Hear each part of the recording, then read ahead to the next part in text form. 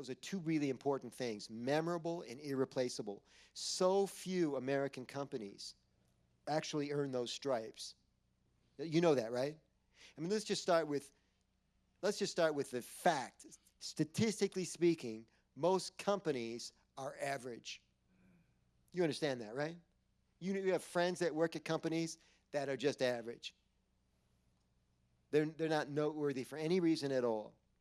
And you work at one that's noteworthy in so many different areas. We just toured the recording suite, and I said to the guy, "Do you have in-house musicians?" He says, he didn't say it like this, but it sounded like this to me. "But of course." It's like, everybody here is so sophisticated, man. It's just great, you know? And so you got your own skeleton crew, or I'm from Detroit, you got your own Funk Brothers. And by the way, the management team came to Detroit in the fall, and I had the pleasure of speaking to the management team. And then they toured the old Motown Museum, and I got a chance to see it. Have you been there, sir? Saw you nod your head. It's a cool little museum. Like it's just upstairs and downstairs. You almost wouldn't call it a museum. It's like calling the Don Hall guest house a resort. to call them Motown Museum a museum. It's not really a museum, but so many cool things going on in there. There's a place in the Motown Museum in Detroit on West Grand Boulevard where you stand and they say, well, this is where they used reverb. Because reverb back in the day, there were no reverb channels, there were no reverb outboard gear or anything like that. And I look up and they remove the ceiling tile from the suspended ceiling, and it creates a little bit of an echo. And that's how they created reverb in the Motown studio. And when you tour the studio, I don't know what it is about all studios. They all have Studio A, right? Just like you guys do.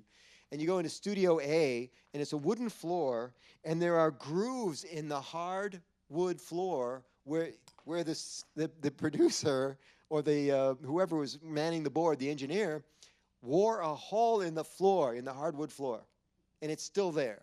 And I hope they dug ground to replace the museum in the back, and I hope that they take that floor with them. That would be pretty cool.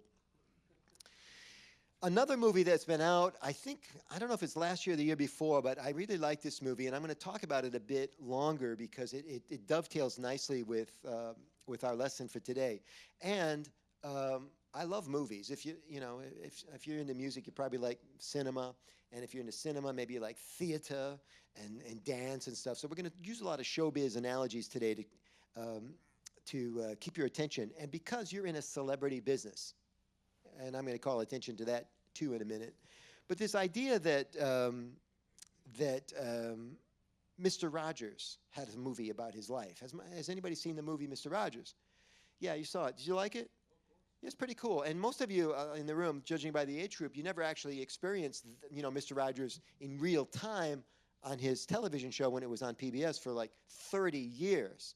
30 years, right? But this guy's an enigma now. Everybody knows who he is. Is it on reruns still? I don't know.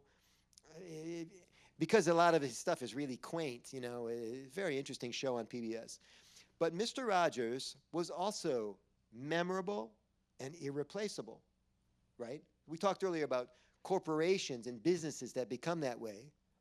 And we talk about a guy like Mr. Rogers, a person who becomes an enigma underneath the umbrella of public broadcasting.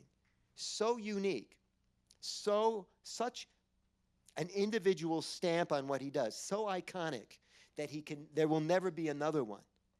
That's an interesting flashpoint in history. I think we're seeing it with Sweetwater Sound. And I think you can personally benefit from it in ways that perhaps haven't been discovered yet. We're going to talk about that today in my session.